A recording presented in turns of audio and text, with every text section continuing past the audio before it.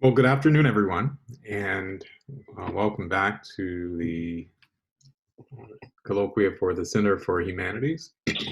We're very delighted that you could join us today. I want to begin by thanking Dominique Francesca with the Center for Humanities for helping to arrange and coordinate our scheduling and announcements. Joe Fort in the Athenaeum is responsible for all the technical work that's making possible the production of this and our podcasts, accompanying podcasts that are going to be developed as well. So Shah Jahan, who has been assisting with this. And we're especially delighted to have with us today Dr. Lee Pierson, who, by the way, wins the award for being the most consistent person who's participated in these colloquia. I think you've been at every event the Center for I Humanities. don't win the perfect attendance award Well, because there was maybe one in there that I'm missing, but one in there I just failed to make. It was one. I think there's been one that I failed to make. But at any rate, I really have been appreciative of your involvement and participation in our events, and especially delighted that you are going to share with us today the work that you're doing on critical thinking. So Dr. Pierson holds a PhD in psychology from Cornell University. He's conducted critical thinking and other seminars for students from grade school to grad school and beyond, and he's the director of the Thinking Skills Institute.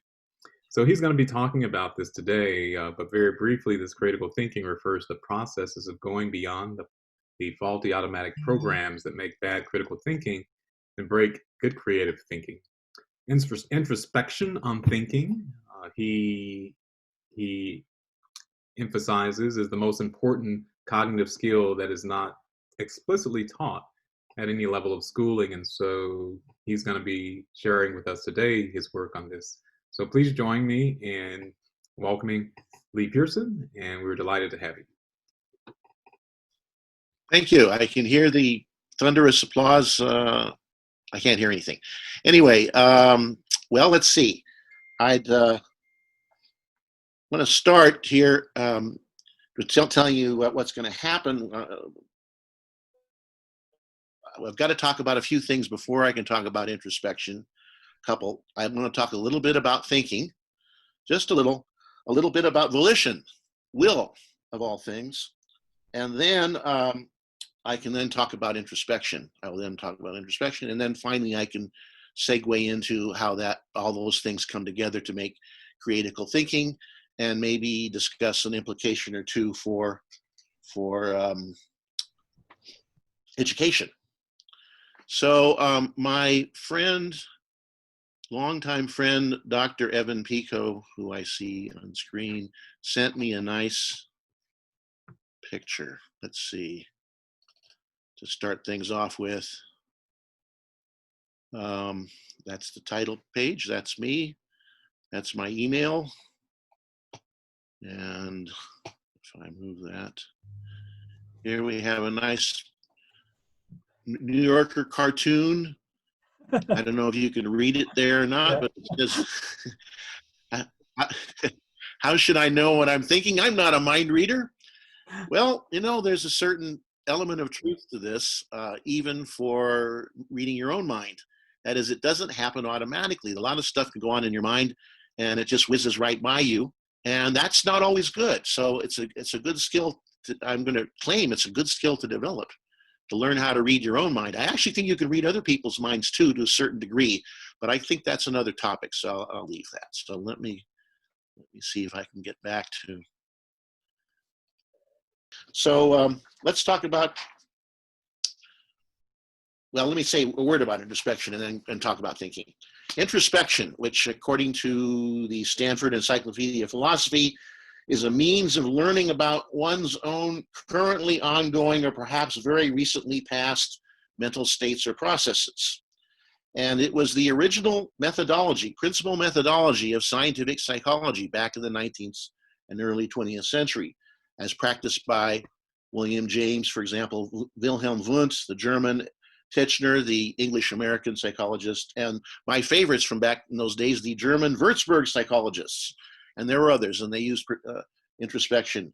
But as behaviorism came in to psychology in the early 20th century, and reached an ascendancy, really, and in fact, later turned into what I would call a methodologically behavioristic cognitive psychology, introspection kind of disappeared from the psychological, or nearly disappeared from the psychological scene during most of the 20th century. And while there have been many attacks on introspection, on the validity of introspection over the years, and I don't want to go into that now, but I would want to say that the most that they show is that introspection can be misleading under certain circumstances. It's not infallible. You know, there have been some philosophers that they use the term incorrigible, I believe, for introspection. I don't certainly think that's true. It's not infallible, but it's misleading under certain circumstances, and it's not inherently misleading. So what I want to do here, the aim of this talk in any event, is to describe introspection on thinking, particularly. There is introspection on feeling and emotion. That's more of a clinical topic, and I'm going to narrow to thinking, as not only a method of scientific psychology, past or present, but also as a personal practice, something that you can do whose goal is to provide guidance for keeping your thinking on track to its goal and help you do that. So I'm going to be peppering the discussion with little cognitive tasks for you to do.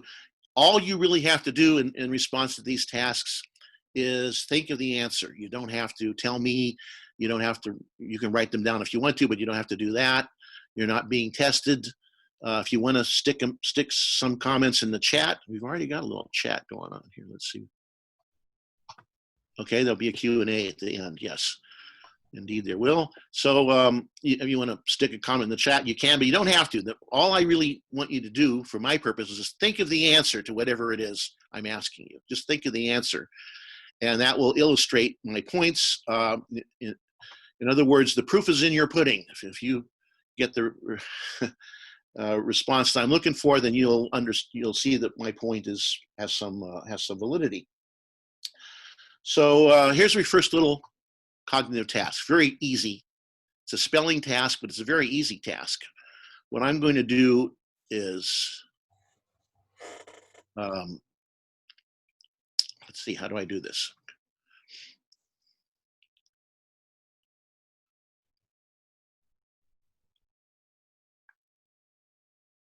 I'm going to spell the word, and all you have to do is say it to yourself. How's that for a spelling task? You don't have to, I'm doing the work. I'm going to do the spelling for you. I will spell the word, and then you just have to think the word, okay? So here we go. What does C-O-A-S-T spell? C-O-A-S-T, think of the answer. And what do you put in a toaster? Think of the answer. Now, probably some of you said toast. You don't have to admit it if you did, but probably some of you did. Most of you must have at least thought toast for a second. But you know, I find that if I put toast in my toaster, which I don't do, it comes out burned because it's already cooked. Right. So what do you actually put in your toaster? Bread. Why bread, of course. Why bread? Yeah, sure, bread. Now, this is an example of what I call brain over mind. For some reason, brains like rhymes. I'm not sure why that is. There's a program for rhymes in there somewhere that likes rhymes. So the brain likes to rhyme. But that wasn't the answer to the question. So the automatic response, what came to your mind automatically, if you got toast, was not adequate to the task. So this time, I'm going to give you another easy spelling quiz. And this time, I want you to slow the process down a bit, which is really at the very essence of introspection, is kind of slowing things down. That's very important. And make sure that the answer that you give is the answer to the question. You know, actually take a little moment and do that a little more consciously this time. And we'll see what happens. So let's see. What does S-I-L-K spell? S-I-L-K. Just think the answer. And what do cows drink? Now, if you went for the brain over mind answer, you said milk. I hope you didn't this time. I hope you were a little bit introspective on your process. But of course, cows drink water. I have tried to imagine, I mean, you've all seen cows. They're huge. They're enormous. And I've tried to imagine a cow milking itself, and I just can't make that work. So they drink water. So, but again, the point is the process is slowed down. If you slow the process down and you're more aware of what you're thinking, you're more likely to make sure that what you're answering answers the question that you're trying to, the goal that you're trying to reach, the question you're trying to answer. So this is a very primitive and simple example of how introspection, an introspective attitude can help your process. So let's talk about thinking. And I need to have a particular note for that. So I want to define it properly.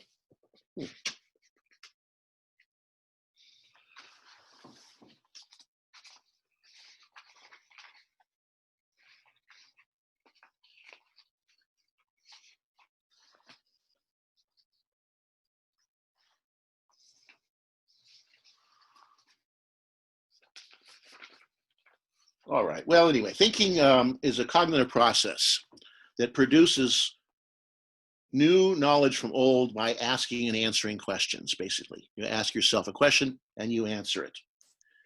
It is a goal-directed and value-driven process. It's not mere information processing that a computer might do. And it makes new knowledge by integration, by making new connections among or between concepts. And roughly speaking, I don't want to be too precise, try to be too precise about this, but roughly speaking, we consciously ask the questions and subconsciously answer them. You formulate a question consciously, and your brain sort of, if you formulate it well, will give it to you, give you a good answer. There's an old computer programmer word that applies here if we flip it to a positive phrasing. The word GIGO, which you may remember from computer programming, garbage in, garbage out. Well, if you reformulate that, I can't think of a really good way, but I'm going to do it. Good stuff in, good stuff out. If you ask yourself a good question, if you ask your brain a good question, basically, you'll get a good answer. So accordingly, knowledge is both the product and the fuel of thinking. Knowledge is the output. That's the result to get. That's what you're trying to get.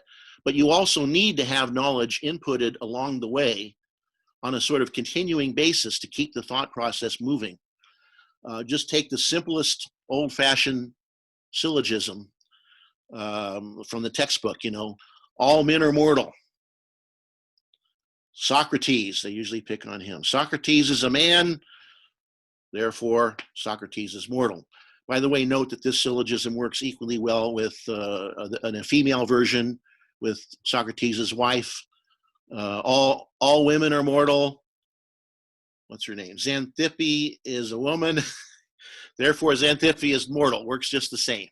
And notice the way this simple reasoning proceeded. You started with a general proposition, and by adding in new knowledge, that enables you to arrive at a new conclusion. There's the necessity of adding in new knowledge from step to step.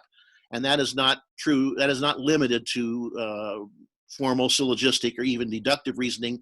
It works the same in other kinds of inductive reasoning as well, and in more complicated situations.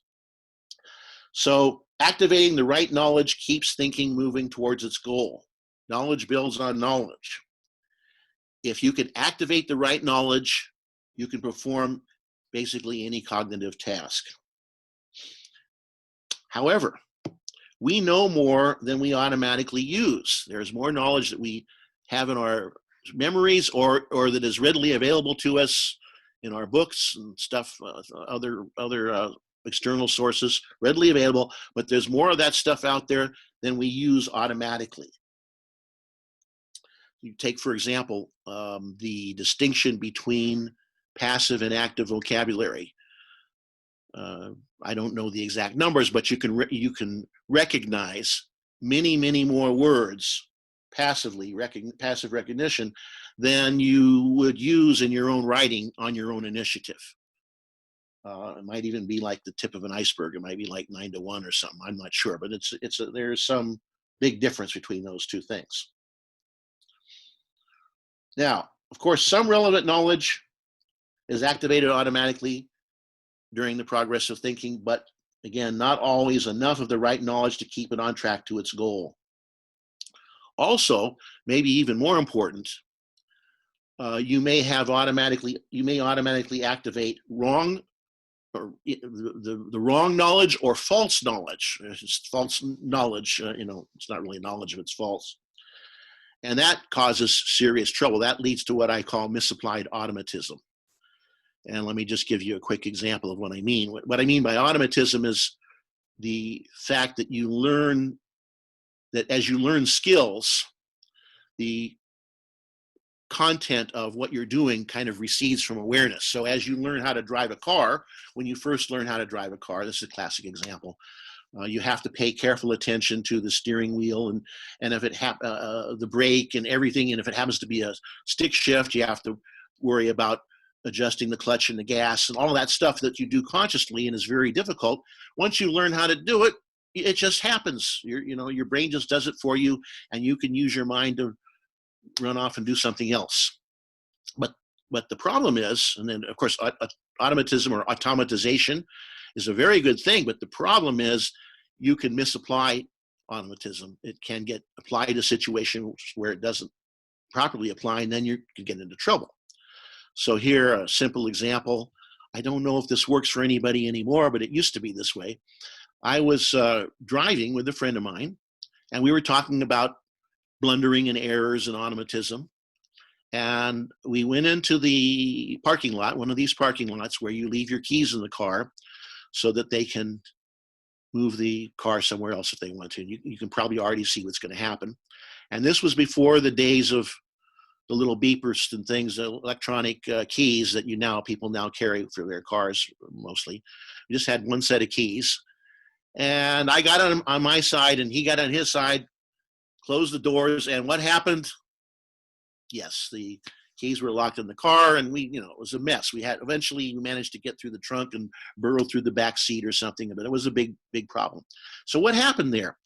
Well, at this time, I lived in New York City.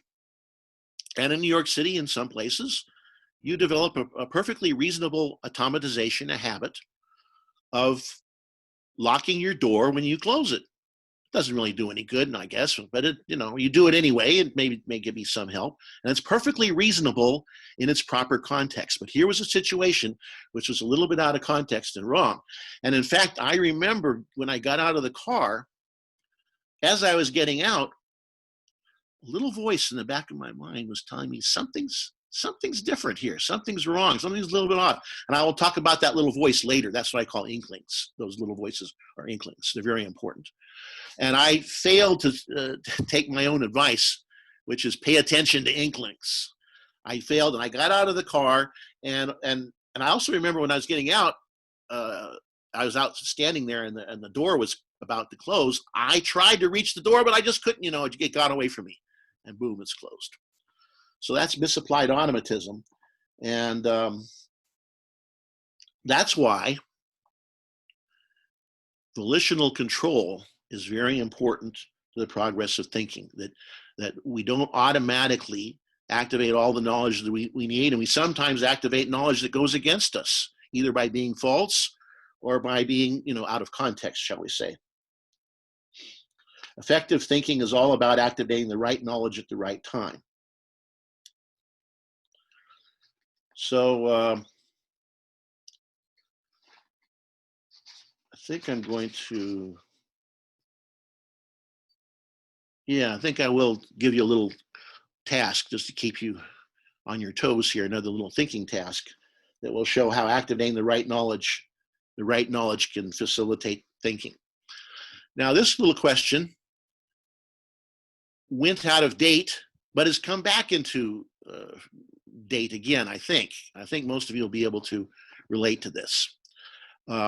There are these objects. They are made of vinyl plastic. They're kind of flat. They are 12 inches in diameter usually. And they have a hole in the middle. You put them on something called a turntable. And it goes around at 33 1/3 revolutions per minute. And you put something else called a needle on it. And sound comes out. It's a record.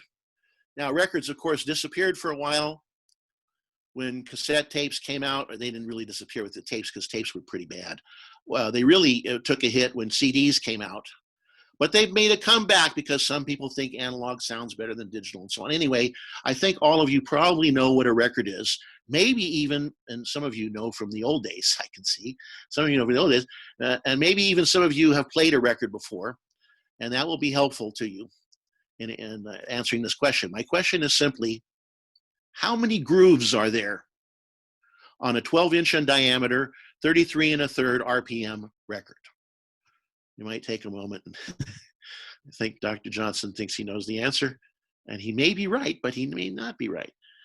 Now, if you're sitting there thinking things like, which is very natural, like I need more information.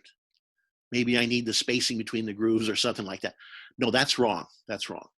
You don't need more information in that sense. What you need is to activate particular information. We need to go to what I'm going to call a key issue, which in this case is, what is a groove?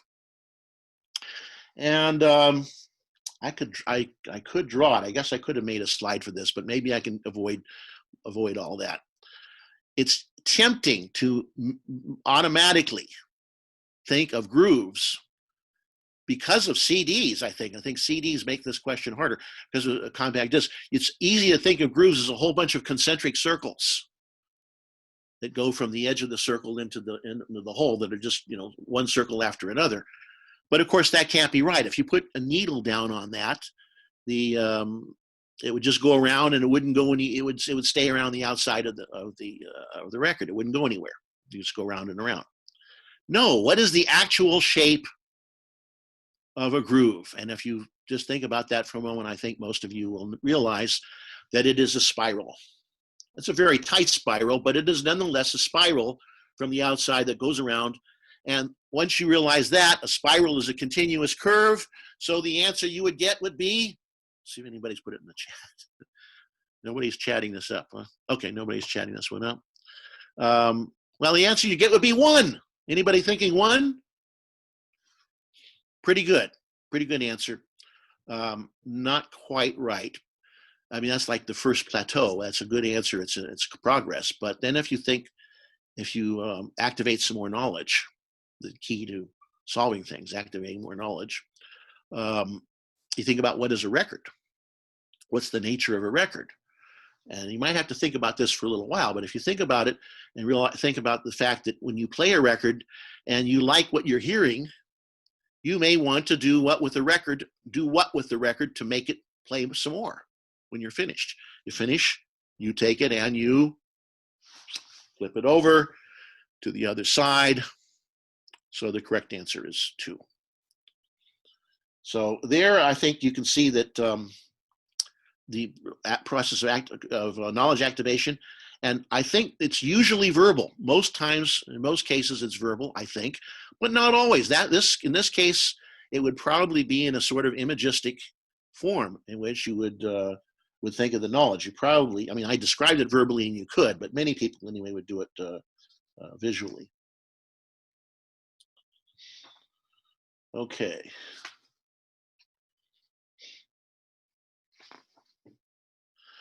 Now, I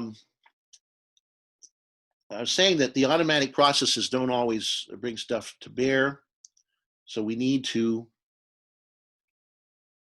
do something to go beyond the automatic. And this is where volition comes in.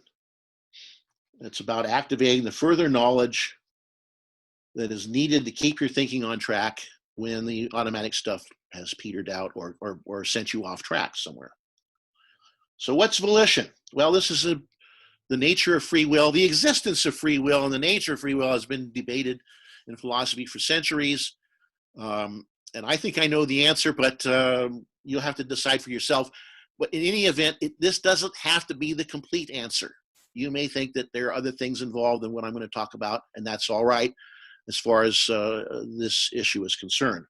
But there are some precedents in philosophy and psychology. Philosophers and psychologists from across the spectrum, from the arch pragmatist William James to the arch realist Ayn Rand to a Australian philosopher, Richard Franklin, who's a Wittgensteinian language philosopher.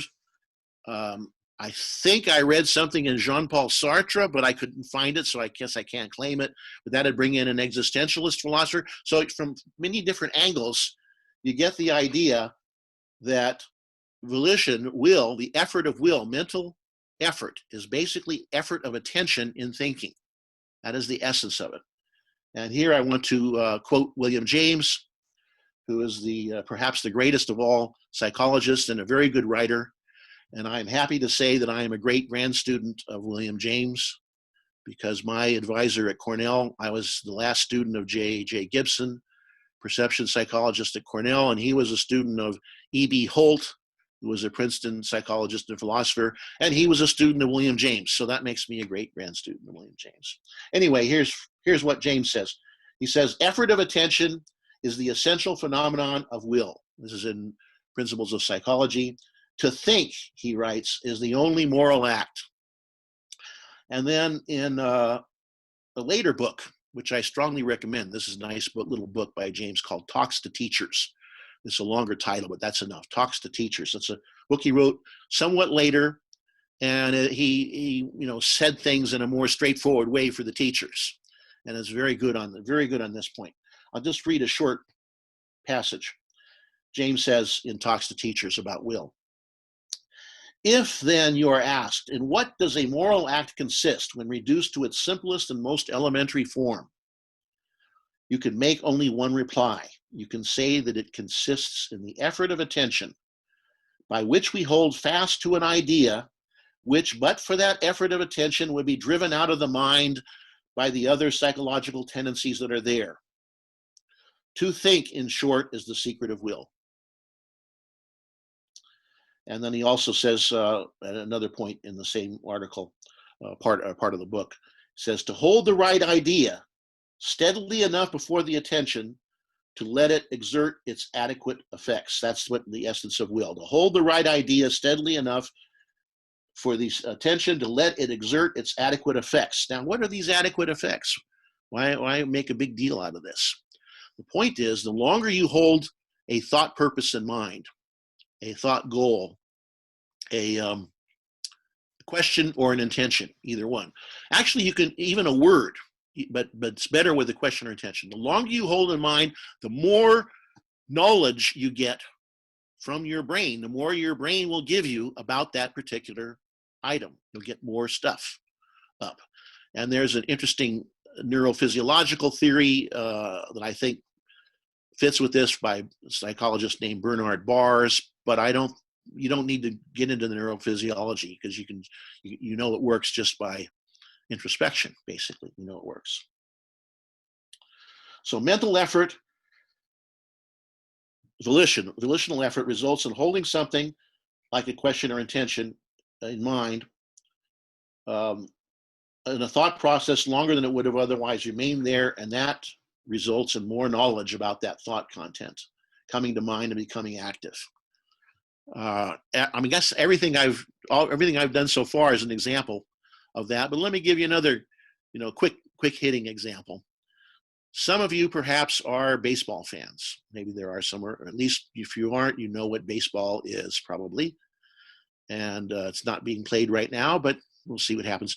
Anyway, the question is simply, how many outs are there in an inning? How many outs are there in an inning? And the brain over mind answer that pops into your head, many people's heads, would be 3. But that's, Larry shakes his head, no.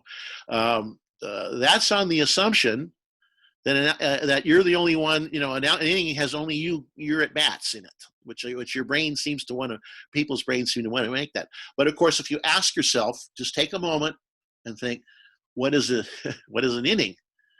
An inning is actually an at-bat.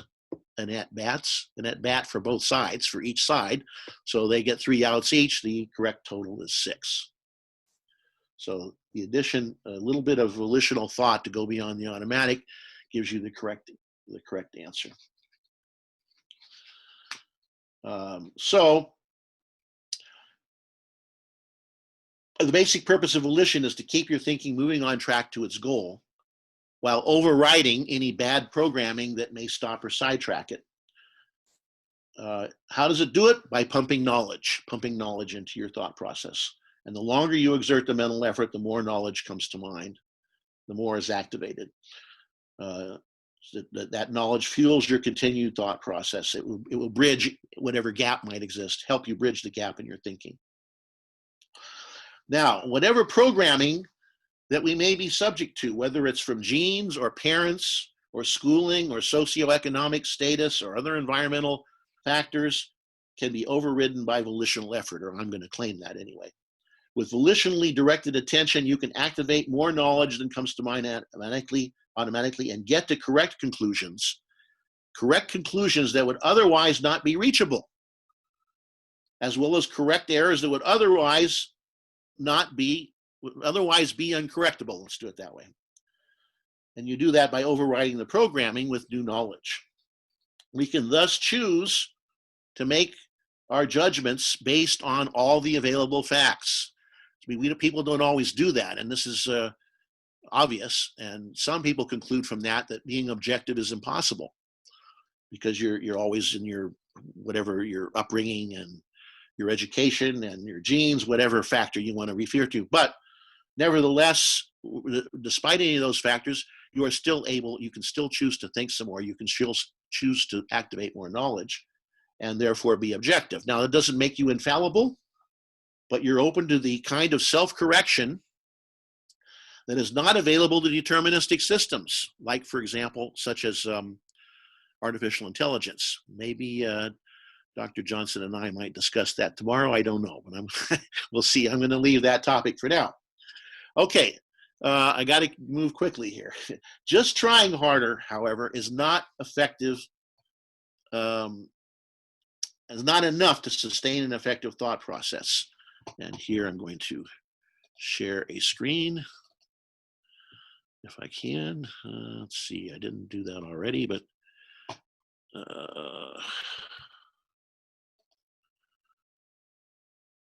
there we have the great 20th century philosopher. No, he's a member of the Three Stooges comedy group. And he says, "I'm trying to think, but nothing happens." This is Curly. Some of you have seen it. It's they still show them at late night TV on some channel. I see this with students all the time. There are some students out there that think if they just try hard, these are your good students usually. If I just try hard, I can do it. And they're sitting there trying hard. But if you're trying hard and you're not directing your volitional effort to the right target, if you're not doing that, you're just going to dig yourself into a deeper hole. It's not necessarily going to get you anywhere. Just trying hard is not sufficient. So this is where introspection comes in, of course. So let me go back, stop that. And I want to talk. So now I'm getting to the heart of my topic, and I better get to it. Introspection is not some mysterious observation of an inner world of consciousness by some mythical third eye. At least I don't think so. I'm using it to refer to the conceptual identification of what's going on in your mind. And all awareness is, I am being aware, you are being aware, I am being aware of something. That's what it consists of. So it has kind of two parts, the something and the I am being aware part. And for us humans, normally the something is the default foreground. You usually focus on reality, what's out in the world. That's usually what your mind is most directed at. But at the same time, it's still there, and still you can still focus on what you're doing yourself, what's going on in your mind. So in perception, for example, when you're standing on railroad tracks, in between railroad tracks, and you look up, you see parallel tracks, and that's the normal thing to see. But if you take the introspective attitude, you'll see the tracks converge. But that's not the normal. I won't go into perception further because it's not really, introspection isn't as valuable in perspective there as it is in concepts, but that's just to give you an idea. So we have a foreground and a background, and the foreground is usually the background is usually the processes of awareness, but you can flip those, you can do a reversal of those, and focus more on whatever's going on in your mind. And that would normally be things like words. There'd be things like words, images, emotions. There's all kinds of content. And those contents are important to identify because, let's take words. They give your volition handles to pump knowledge with. If you can grab onto one of those words, some of those words, the right word, you grab onto the right word, you can pump knowledge. Okay, so let me see if I can give you an example where we can do a little introspection. All right, this is good. Okay, now I'm going to go back to my share screen, and let's see if the next thing. Yes, okay. All right, here's a little task for you. Those are supposed to be, well, they're cylinders, but they're supposed to be 6 glasses. The first 3 glasses are filled with something, in my case, it would be Sherry Vanilla Coke Zero. But if you want to put something harder in there, bourbon or something, it's up to you. So the first 3 glasses are full. The last 3 glasses are empty. That's the situation. They're lined up, 6 of them in a row. And your task is, by touching and moving one glass only, you are to go from 3 full and 3 empty to full, empty, full, empty, full, empty, to an alternating pattern. Is the task clear? Let me just say it quickly again. Right now, there's 3 full and 3 empty. You are allowed to touch and move only one. In other words, I'm not going to let you take one glass and push another one around with it. I'm sure some of you were devious enough to think of that. No, we're not going to allow that. You can't take one and push it around. You have to, by touching and moving one glass only, go from 3 full and 3 empty to full, empty, full, empty, full, empty pattern. Well, some of you will probably get the answer to this. This is a bright group. I'm sure some of you will get it right away. And by the way, lots of bright people don't get it right away. The point is not, do you get it right away? That is not the point. The point is, what do you do when you don't get it? Can you deal with that? So here, if you don't, you might say, well, let's do some introspection. The first thing you need to do when you're going to introspect on a thinking situation is step back from the situation. Stop trying to solve the problem or understand the reading passage or analyze the argument or make the decision or whatever it is. Stop trying to do that, because it is very difficult to do that and do the introspective act at the same time. It's too many resources are involved. So you kind of want to step back, and your basic question of introspection on thinking, the basic question of introspection on thinking is, what is the key issue? What is the key issue? What do I need to activate more knowledge about to get my thinking rolling again, going back towards its goal? What should I be thinking about next? That's the kind of question we're talking about. What's the key issue? And very often, just thinking about it that way, if you step back, you'll see what the key issue is very, very frequently. But there are some techniques, and let me mention one here for identifying the key issue when it doesn't come to you straight away. One of them is, if you can find the difference, the specific difference between where you want to be and where you are now, the difference between the goal and the given, basically. If you can find and define that, there'll be a key issue there. So in this case, if you specify the goal, and there's the goal. Now, by the way, this often just gives it away right there to some people. That I don't know what's happening out there in Zoom land, but just doing this sometimes gives it straight away. But then it doesn't do it for the specific differences. And notice that the glasses in one are the same, the given and the goal are the same in 1, 3, 4, and 6. If you can see 6, I can't. The differences are in 2 and 5. And then if you verbally describe that difference, identify what it is, that pretty well will give it away, I think. That is to say, in 2, the second glass is full and we want it to be empty, and the 5th glass is empty and we want it to be full. And that will probably suggest pouring, right? And if you see then, you'll see then that the answer is simply to pick up 2, pour its contents into 5, and place 2 back where it was. That's a so-called creative thinking task, but it's one that's quite amenable to an introspective approach if you get stuck. Another thing you could do, by the way, if you were still stuck, is you could ask yourself, you can always activate more knowledge. It's always possible to activate more knowledge. So you can ask yourself, what's a glass? And I mean, in this case, what is it functionally? And then you think about that for a while, and you realize, well, a glass is something that you put liquids into, and you also pour liquids out of. And once you get that going, again, that would help lead you in the right direction. All right, I got to keep moving here. Screen sharing has stopped, right? Okay, because time is moving on. So, how does this end up with critical thinking? Well, critical thinking is volitionally bringing the right knowledge into your mind for getting your thinking back on track when what comes to mind automatically or by just trying harder has left it stuck or confused or wandering or sidetracked. And it requires volitional effort, because we have to go beyond the automatic. That's the whole point, is we need to go beyond what comes to mind automatic. So there's volitional effort, but it also has to be introspectively directed, because you got to go to the right issue or you won't get anywhere. So it's introspectively directed, volitionally driven thought process that enables you to override bad programming. We've seen some examples of that already.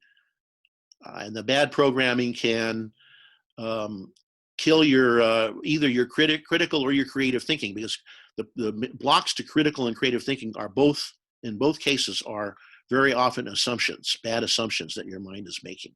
You could call it bad programming. Now, I haven't focused on the critical reasoning aspect, perhaps another time. I'm mainly talking about what we call the creative thinking aspect. But anyway, the point is that they're actually the thought processes that enable you to push forward. Both those kinds of thinking are the same kind of thought processes. And so we'll do a quick critical thinking one, and then I've got to talk about education for a minute before we go to questions. So imagine, this is a quick one. I'm going to have to make it quick. Imagine you are the president, CEO of the Creatical Cake Company. You make birthday cakes. And you got this new machine that cuts cakes, and you want to use this new machine efficiently. It cuts them into slices. You want to use the new machine efficiently because it wears out if you don't. And so the first thing you want to figure out is with the cake, which is a cylinder, let's just imagine it's a cylindrical shape. What is the smallest number of straight cuts necessary to cut a birthday cake into 8 equal-sized pieces? Smallest number of straight cuts necessary to cut a birthday cake into 8 equal-sized pieces. You might want to think about that for a moment.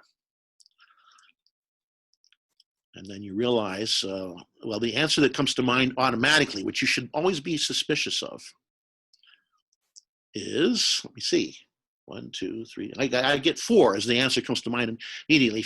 If you take your cake, I don't have a slide for this. You take your cake and cut it 1, 2, 3, 4. You will get 8 equal-sized pieces. But is that the smallest number? Well, the problem with that approach is that it assumes that you are operating only in 2 dimensions. So if you can get yourself to realize that you shouldn't assume that it has to be done 2-dimensionally, you might arrive at the answer. Let's see, I got to draw it this way. 1, 2, and then the third slice comes through the middle of the cake going down. Now, that's a solution, but I'm sure there's some wise guys out there that will notice that if you do it that way, 1, 2, and then a slice through the middle, that some people will get cheated on frosting. You know, some guys get frosting on the top and the guys on the bottom, half of them get cheated. So what are you going to do about that? Well, there's another solution. I'm just going to rush through this. There's another solution. You can go 1, 2, get 4 pieces, stack the 4 pieces, and then cut them from the top, and then they'll all get the same amount of frosting. But then you might say to yourself, see, what I'm doing is I'm alternating creative and critical thinking back and forth a little bit.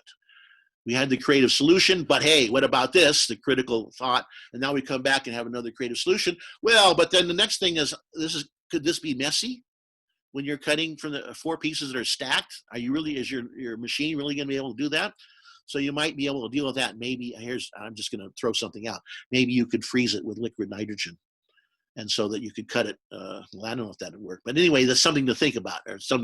So that's the way critical thinking works. It's alternating back and forth between critical and creative. I think I need to leave it at that, but let me see what else I've got. Oh, I wanted to share a little bit about creative thinking with you. Here's an example of creativity, by the way. Here's a woman at a sporting event. I'm not sure what it is. And she is not inhibited by an assumption that all you can do with that egg crate that your drinks come in is hold drinks or hold eggs. She realized that she could, by altering a little bit, make a very nice sunshade. So that's creative. On the other hand, here's this guy, this poor guy is worse than non-creative.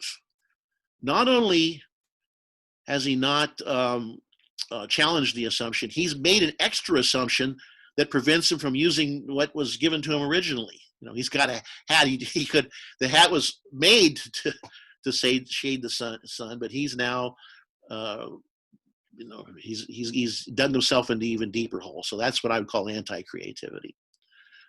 Okay, for what that's worth. Okay, so I want to say a word before we turn to questions, which we should do shortly, about education.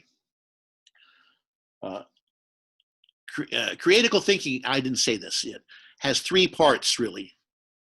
Introspection is the first stage to identify what to think about.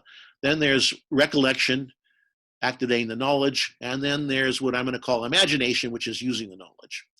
And people use all of those things, but I think the most unfamiliar process of those is introspection. And it's in some ways the key process. The exertion of mental effort, you don't really have to be trained in, but where to direct it takes training. Yet this particular skill isn't, to my knowledge, taught explicitly anywhere in education, at any level of education. I mean, it comes up in Dr. Gould's physics class and Dr. Pico's business school. These kinds of issues will come up implicitly, I think, but it's not taught as an explicit skill, and I think it should be taught as an explicit skill early and often. With children, the problem that, but also college students, a problem that I see in college students, and I don't know whether Dr. Johnson will agree with me on this one or not, but I see there's a lot of college students have a lot of trouble sitting. They don't sit. Well, what I mean by sitting is, as an acronym, sustained independent thinking. They can learn. They're often very good learners of rotes and algorithms and things, or even they can learn some independent thinking within a narrow sphere. There's some really excellent computer programmers out there in college, amongst college kids. But when it comes to the broader kind of thinking about generalized issues, the kind of thinking that's done in the humanities, that I think students find much harder.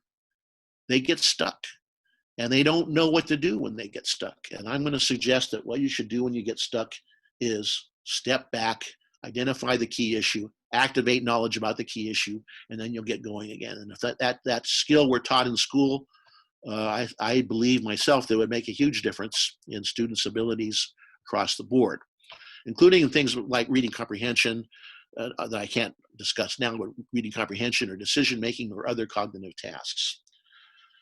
Okay, I better stop there because I need to leave time for questions. So let me do that, and thank you very much for your volitional attention. I'll turn it back to Dr. Johnson, I guess. Thank you very much, Lee, so much for taking time to explain to us just what critical thinking is and why it matters. The use of those examples certainly tripped me up, so I guess I'm in need of critical thinking. I don't know if anyone else was, but hopefully you've mitigated some of my foibles after today. So we want to invite you to post questions and to ask anything that you might wish based on what you just heard from Lee. We ask that you use the chat to pose your question because it just helps us to develop a queue, and then we'll call on you to pose your questions, Lee.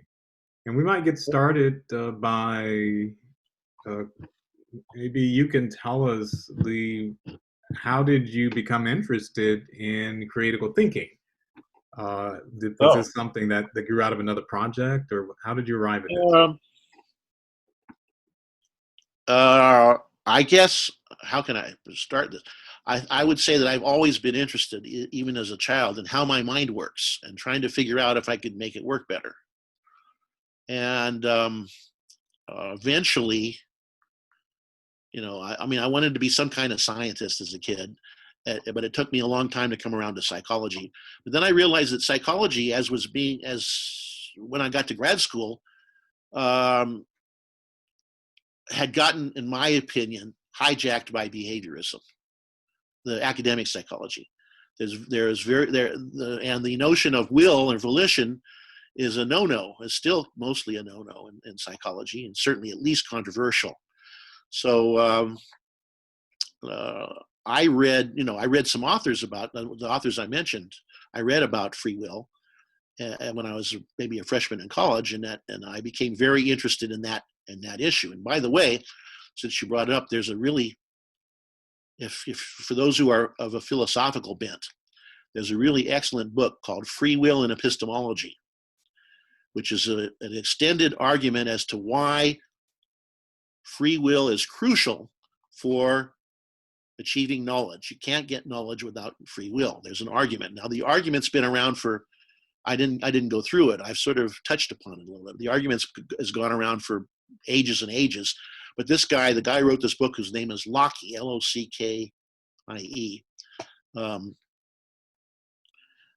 really presented the argument in the most powerful and rigorous way, particularly to address those who adopt the position that you can have free will and determinism. It's called compatibilism.